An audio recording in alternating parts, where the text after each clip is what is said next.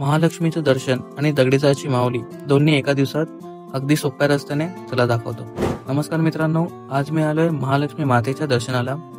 सुरुवात केली महालक्ष्मी स्टेशनसाठी ट्रेन पकडून। स्टेशनवर उतरताच वेस्टला गेलात की तिथे टॅक्सी मिळतात, फक्त 20 रुपया पर हेड मध्ये अगदी मंदिराच्या गेटवर सोडतात।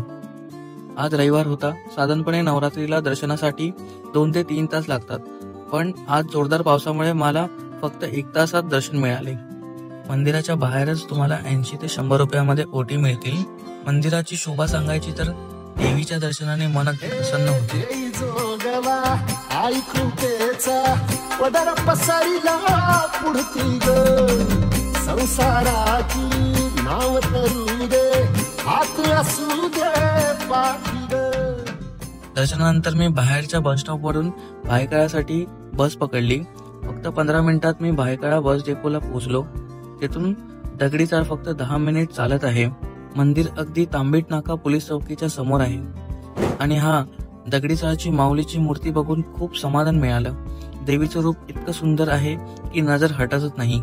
तर हा होता आजचा छोटासा मिनी ब्लॉग, महालक्ष्मी ते दगडीचाळ दर्शन। तुम्हाला जर हा ब्लॉग आवडला असेल तर लाईक करा, शेअर करा आणि फॉलो करायला विसरू नका। भेटू पुढच्या ब्लॉग मध्ये।